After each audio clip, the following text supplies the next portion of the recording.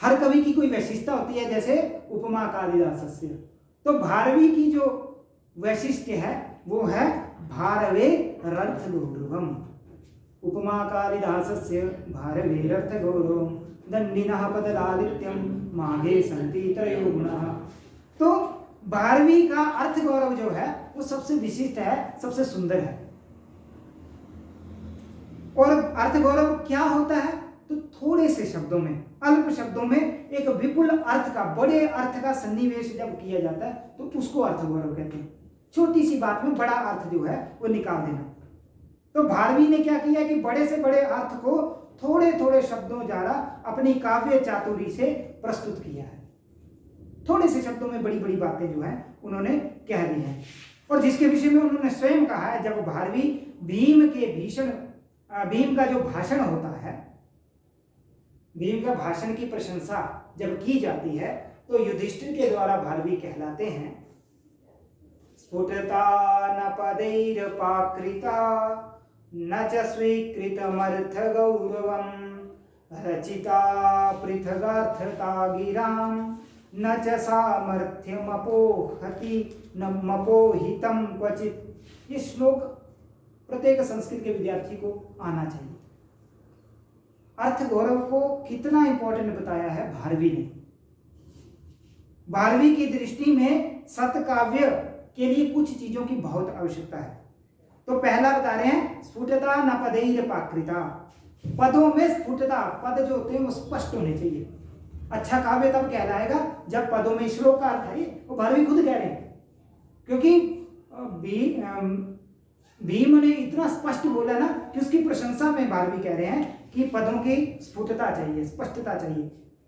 आगे क्या कह रहे हैं, स्वीकृतम अर्थ गौरवम। अर्थ गौरव का स्वीकार होना चाहिए, अर्थ गौरव उन शब्दों में होना चाहिए। रचिता पृथगार्थताम गिरा, और शब्दों में पृथकता, पृथकता अर्थात पृथक पृथक अर्थ आने चाहिए शब्दों में। एक ही अर्थ नहीं आना चाहिए शब्दों से, दो तीन अर्थ भी आ सकते हैं। तो शब्दों में पृथकता अर्थात भिन्न भिन्न अर्थ होने चाहिए, तथा सामर्थ्य संपत्ति होनी चाहिए शब्दों में, अर्थात शब्दों में हिम्मत होनी चाहिए अर्थ की। तो इसलिए ये सारे जब हो जाते हैं तो वो काव्य जो है वो विशिष्ट बन जाता है। स्फुटता न पदैरपाकृता न च स्वीकृतमर्थ गौरवम रचिता पृथगार्थता गिराम न च सामर्थ्यमपोहति मपोहितम क्वचित। बड़ी दुर्लभ बातें जो इन्होंने बड़े कम शब्दों में बोल दी। जैसे एक जगह ये कहते हैं, हितम मनोहारि च दुर्लभम वचः। आपको कोई बात मीठा बोले और वो आपके हित में भी हो, ऐसा कभी नहीं होता। जो आपके हित की होगी वो आपको कड़वी लगेगी, जो कड़वी लगेगी वो आपके हित में होगी, और जो मीठी लगेगी वो आपके हित में नहीं होगी। इसलिए कहा हितम मनोहारी, हितकारी और मनहारी। मन को अच्छा लगने वाला और हितकारी वचन जो होते हैं वो दुर्लभ होते हैं, मिलते नहीं है। हितम मनोहारी च दुर्लभम वचः। कौन कह रहा है? द्रौपदी कह रही है युधिष्ठिर से कि हो सकता है मेरी बात आपको बुरी लग रही होगी, हे धर्मराज, आज जो मैं आपको गालियां निकाल रही हूं इसका बुरा मत मानना, क्योंकि अब मैं आपसे मीठी बात नहीं कर सकती, क्योंकि मैं आपका भला चाहती हूं, और अगर मुझे आपका भला करना है तो मुझे कठोर वचन जो बोलना पड़ेगा। हितम मनोहारी च दुर्लभम वचः। आगे कह रहे हैं, सुदुर्लभा सर्व मनोरमा गिरह। सुदुर्लभा, आप देख रहे हैं ना कितने कम शब्दों में कितनी बड़ी बड़ी बातें बोल दी हैं। सुदुर्लभा सर्व मनोरमा गिरह। आप ना लोगों को अच्छा दिखने के लिए मत प्रयास किया करो, क्योंकि सर्व मनोरमा गिरा, सबको अच्छा लगने वाली वाणी जो है ना बड़ी दुर्लभ है। आप सोचे हैं कि रिया को भी मेरी बात अच्छी लगे, अर्पिता को भी मेरी बात अच्छी लगे, अभिषेक को मेरी बात अच्छी लगे, ऐसा नहीं है। तीनों में से हो सकता है एक को ही मेरी बात, मैं हो सकता है एक को ही पसंद आता हूँ, ये भी हो सकता है तीनों को भी पसंद आता हूँ। ये भी एक एग्जाम्पल ये भी हो सकता है। तो इसलिए मेरा प्रयास ये नहीं होना चाहिए कि मैं इतना मधुर बोलूं कि मेरी वाणी इतनी अच्छी लगे कि तीनों मुझे पसंद करें, ऐसा नहीं प्रयास प्रयास करना चाहिए। सुदुर्लभा सर्व मनोरमा गिरह, ऐसा भारवी कहते हैं। गुरुताम नयंति ही गुणा न संहति ही, आप लिखते भी जाइए साथ साथ में, गुरुताम नयंति ही गुणा न संहति।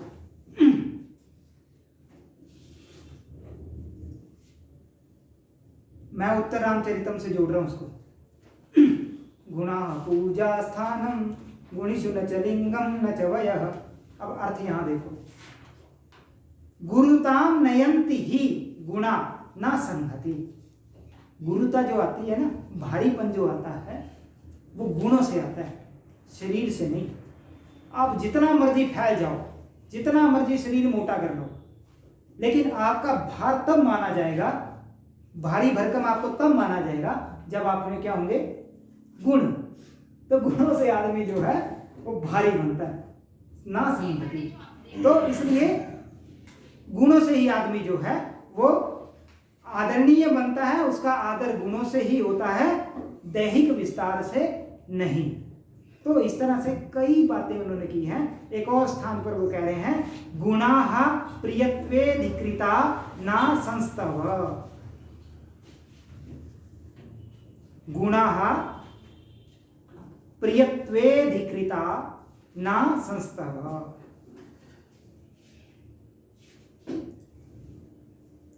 प्रियता जो आती है ना, प्रियता, एक दूसरे के बीच में जो प्रेम आता है, उसका कारण क्या होता है? उसका कारण परिचय नहीं होता है। परिचय तो हमारा कई लोगों से है, आपका भी 1000-2 लोगों से तो परिचय होगा, मेरा 10-15-20 हजार लोगों से तो परिचय है, इतना तो मुझे ध्यान में है। 15-20 हजार लोगों को तो मैं अच्छे से व्यक्तिगत जानता हूं। प्रेम कितनों से? प्रेम परिचय से नहीं होता है, प्रेम गुणों से होता है। जो हमें अच्छा लगता है प्रेम उसी से होता है। तो उसी को कह रहे हैं कि गुणाः प्रियत्वेधिकृता न संस्तवः। संस्तुतियों से, नामों से प्रेम नहीं होता है। मैं कह दूं कि अजय को कह दूं कि अभिषेक बहुत अच्छा है, जब तक अजय को अभिषेक में गुण नहीं दिखेंगे प्रेम नहीं हो सकता है। बात सही है ना? तो इसलिए परिचयों से प्रेम नहीं होता है, प्रेम होता है गुणों से। एक बड़ा सुंदर पंक्ति है जो मुझे भी बहुत प्रिय है। वो कहते हैं, वरम विरोधोपि समम महात्मभिः, वरम विरोधोपि समम महात्मभिः। जीवन में बता दो, सज्जन के साथ विरोध भी अच्छा है, दुष्ट के साथ दोस्ती ज्यादा बुरी है। एक दुष्ट आदमी है, उससे आपने अगर मित्रता कर रखी है ना, वो आपका हमेशा हानि करेगा। इससे तो अच्छा है कि किसी को मित्र मत बनाओ, अच्छे आदमी से दुश्मनी कर लो। दुश्मनी भी करेगा तो ढंग से करेगा, आपको 4 चीजें सिखाएगा।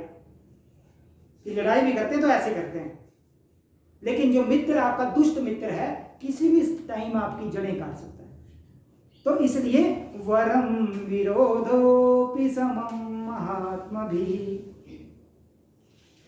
और एक आज के भ्रष्टाचार के लिए बहुत अच्छी पंक्ति है, जहां की रोटी खा रहे हैं ना, वहां के लिए गाली कभी नहीं देनी, वहां के लिए हानि कभी नहीं करनी है। न वंचनीया प्रभवोनुजीभिः।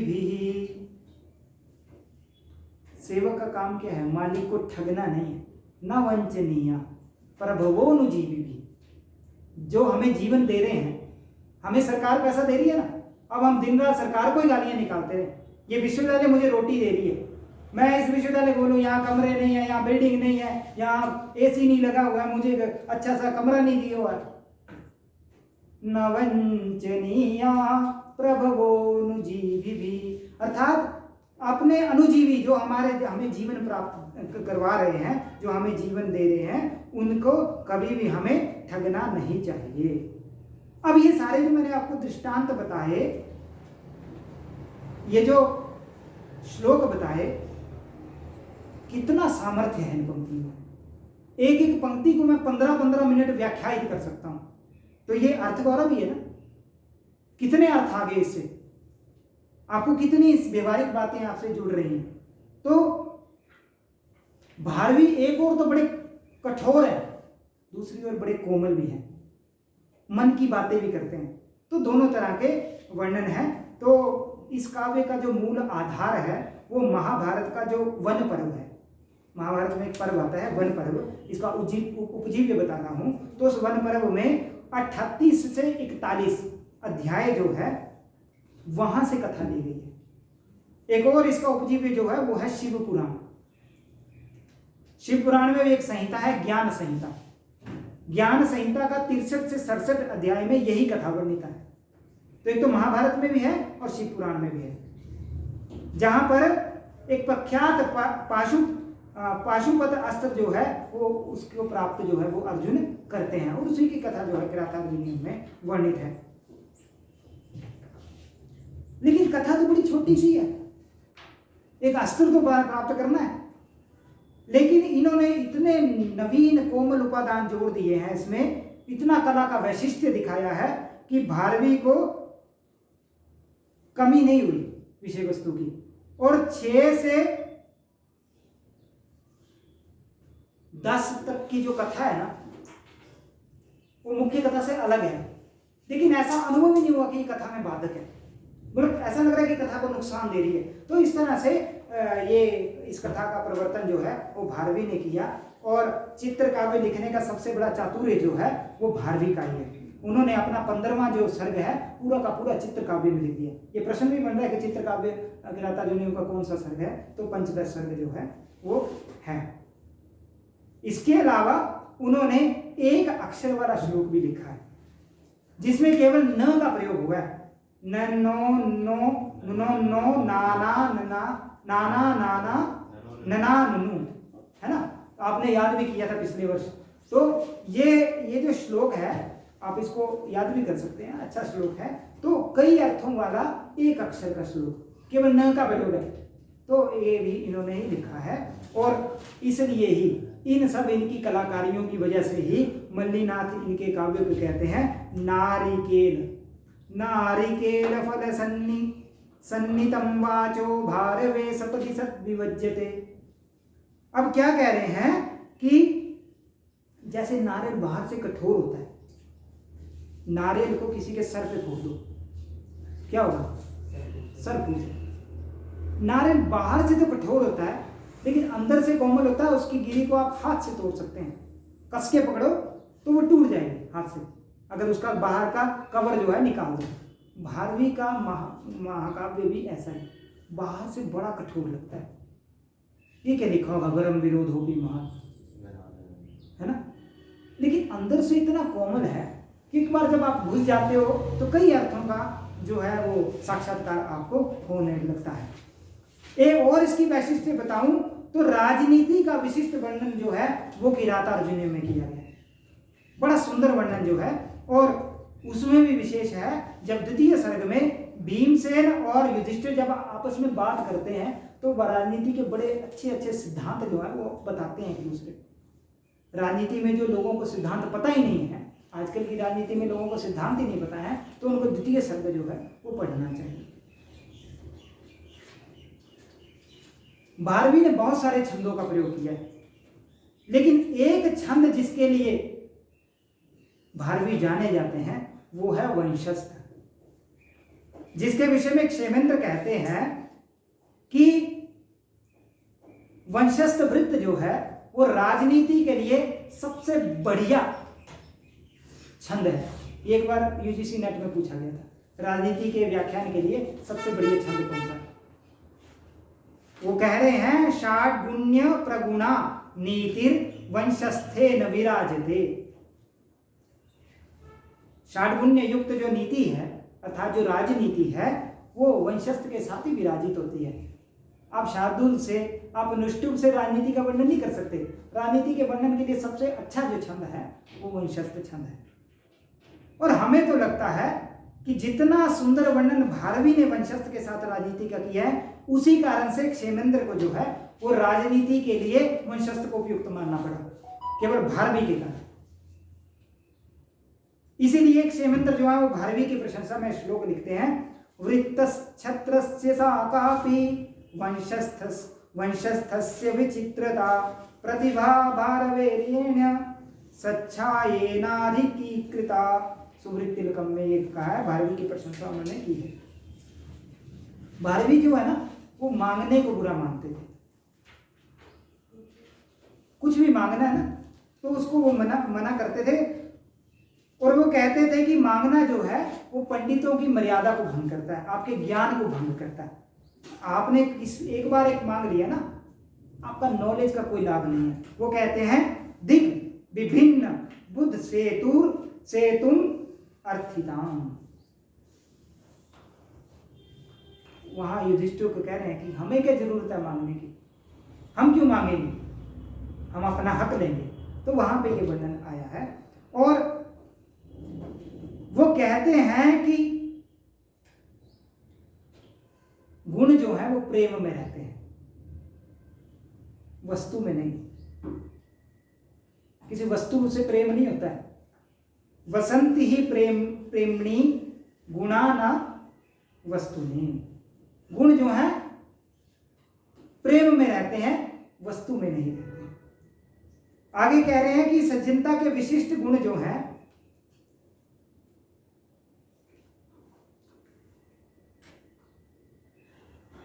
विशिष्ट गुणों का वे मर्म जानते हैं कि सज्जनों की वाणी निंदा करना जानती ही नहीं। सज्जनों की जो वाणी है, इसलिए बोलते हैं कि किसी की निंदा मत करो। निंदा चर्चा को भारवी मना कर रहे हैं। सज्जनों की वाणी क्या करती है, केवल गुणों को प्रकाशित करती है। अगर किसी में अगर कोई अवगुण भी है तो हमें उसका प्रकाशन नहीं करना चाहिए, हमें उसके गुणों का प्रकाशन करना चाहिए। आयात पूर्वा परिवाद गोचरम सताम ही वाणी गुणमेव भाषते। सताम ही वाणी गुणमेव भाषते। इस लाइन को तो दिन भर जपते रहा। सताम ही वाणी गुणमेव भाषते। अगर ये ध्यान आपके जीवन में रहेगा ना तो आप किसी की बुराई नहीं करेंगे, क्योंकि सताम ही वाणी गुणमेव भाषते। भारवी की एक और विशिष्टता है, वो है सुश्लिष्ट पद विन्यास। लंबे लंबे पदों को लिखना, सुश्लिष्ट, छोटे पद नहीं, लंबे। अब कालिदास क्या थे, वो प्रसादमय लिखते थे, हृदय को अच्छा लगने वाला लिखते थे। लेकिन यहां क्या है, तो अर्थ गौरवमय पद मिलते हैं। हर पद में कई अर्थ आपको मिलेंगे। जितना प्रौढ़ और जितनी भावुकता के साथ उन्होंने लिखा है, अन्य किसी ने नहीं लिखा है। और ये सिर्फ भारवी की निजी विशेषता है, और किसी में इतनी प्रौढ़ता और किसी में नहीं मिलती है। इसीलिए संस्कृत काव्य की एक नवीन शैली जो है विचित्र मार्ग, उस मार्ग पर चलने वाले ये भारवी हैं। विचित्र मार्ग के अनुयायी हैं, जो गौरवपूर्ण उस मार्ग में इनका स्थान है। भारवी के पात्रों का चित्रण भी जो है वो महाभारत से कुछ भिन्न है, महाभारत से कुछ विशिष्ट है। अब भारवी के जो पात्र हैं मूल महाभारत की अपेक्षा कोमल भी है और सौम्य भी है। महाभारत में कुछ कठोर थे, यहाँ क्या हो गए कोमल, और उसमें उनमें औद्धत्य नहीं है, उदंडता नहीं है। कुछ कोमल है, कुछ सौम्य है, आदर देने वाले हैं। महाभारत का भीष्म जो है वो अपने औद्धत्य के लिए बदनाम है, परंतु भारवी के काव्य में वो बड़े मर्यादा में रहते हैं। द्रौपदी का चरित्र जो है वो अपमान से जलने वाली का है, परेशान है वो। यहां जो है वो, आपने अगर किरातार्जुनी उनका पहला भी अगर सर्ग पढ़ा होगा तो वहां द्रौपदी जो है वो अपमान से दुखी है, ऐसा ही था ना, वो थोड़ा सा उलाना दे रही थी। लेकिन महाभारत की जो द्रौपदी है वो स्वार्थी है, और यहां क्या बना दिया इसको, मनोज्ञ बता दिया। इस काव्य के नायक जो हैं वो कौन है, अर्जुन जी।